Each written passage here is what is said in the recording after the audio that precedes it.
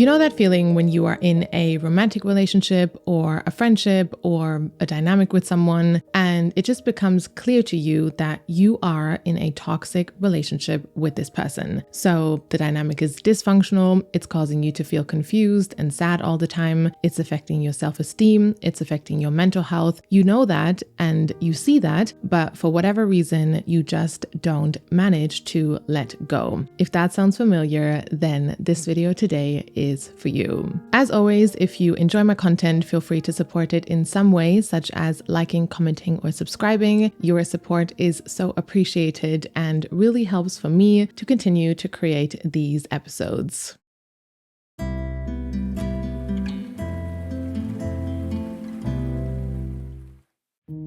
I think understanding any unhealthy pattern that we are stuck in starts with understanding why we do something. And so you would have to ask yourself, honestly and deeply, why do I feel the need to hold on to relationships that actually aren't good for me? Why do I struggle to let go? If I look back at my own journey with all of this, I say the answer is pretty clear. It was fear. For a long time, I really struggled to let go of toxic or unhealthy entanglements because I was scared. And when you think of that, you probably think, oh yeah, makes sense. I mean, I'm probably scared of losing the other person. But the truth is, especially when we are talking about toxic or unhealthy relationships, the fear of losing the other person is mostly not the main fear keeping us from letting go. It's deeper fears, which we struggle to look at or face. One very common fear, for example, which keeps us stuck is the fear of facing the truth of that relationship. Because when you are continuously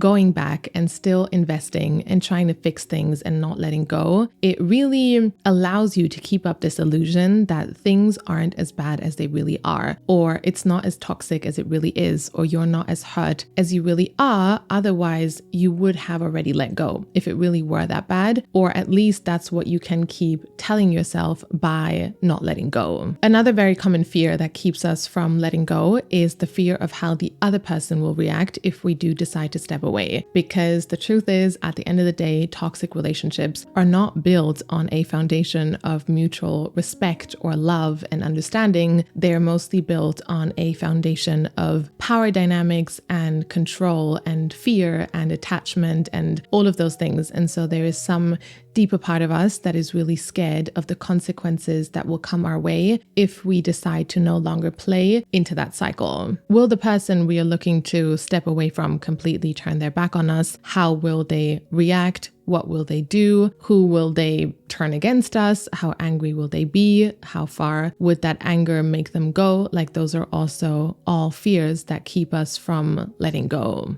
From my experience, a really difficult part of not being able to let go of these toxic entanglements in your life is the self-judgment that you experience, because you watch yourself continuously going back to something that is not good for you. Like, you see yourself doing that and you are aware of it, but you don't know how to stop it. And so if you don't understand why you're doing that, you might start to think, well, I must just be stupid. Like, what is wrong with me? Why can't I let go? But the thing is, it's never that black and white. It's never that simple. There are much more valid and complicated reasons and fears that keep us from letting go. And I think acknowledging that those fears are there in the first place is really the first step to breaking free from this pattern. While I was going through my process where I was really letting go of a lot of unhealthy entanglements in my life, I struggled a lot during that time for a lot of different reasons, but also because at some point I really felt like there were two sides of my brain, two voices within me, which were so loud and continuously fighting with each other. And I was trying to figure out who to listen to. And I'm sure there are a lot of you who can relate to my experience. There was this deeper part of me that could see how unhealthy the situation had become for me and how I wanted to let go. And I could see the other person for what their intentions really were. But there was this other voice within me that just didn't want to see that. That voice really wanted to hold on to a totally different illusion of this person.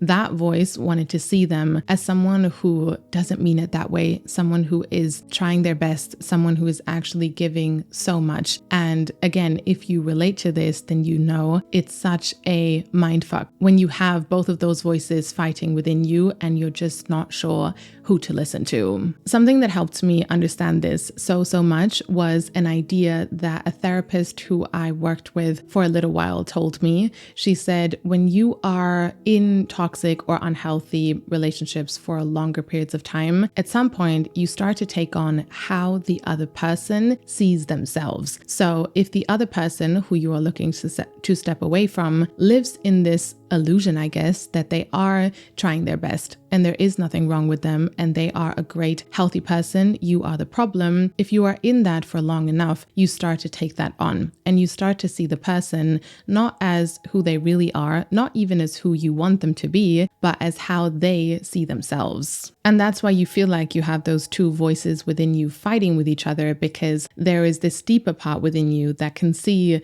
the situation for what it really is and the person for who they really are. And that deeper part of you knows that it's time to let go and that the situation is not good for you and it's not your responsibility to fix it. But then there is this other part of you that still wants to hold on to how the other person sees the situation and how the other person sees you and how the other person especially sees themselves, because you have lived in their world and their illusion for so long.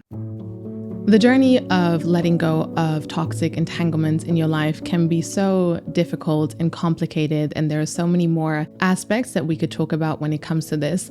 But I think the one most important thing that you want to do if you are going through something like this at the moment is to really trust the process. And if I could go back to the version of me who was going through this and I could only tell her one thing, I would tell her, trust the process. There is this wonderful quote by Eckhart Tolle or Tolle, I don't know how you pronounce the last name, but basically he says, some changes look negative on the surface, but you will soon realize that space is being created in your life for something new to emerge. And so even though I really know how difficult this process can be, I also do believe that God or life always has a bigger plan. And so once you take the choice of letting go of anything that is no longer good for you and that you know you need to let go of, in that process, you will not lose anything that is meant for you. You will not lose anyone who is meant to be in your life. You will only lose people or situations that are not meant to be in your life anyways. And so for me, I look back at this journey now and I say, okay, that was shitty to have to go through that, but also I can see that it was never a journey of loss, even though it felt like it in the moment. It was a journey of letting go to make space for new love and joy and beauty to come into my life, even though it took me some time to see that. And that's trust you need to and want to hold on to, that things will be okay, you will be okay, things will fall into place, and any process of letting go is always making space for better and new things to come into your life.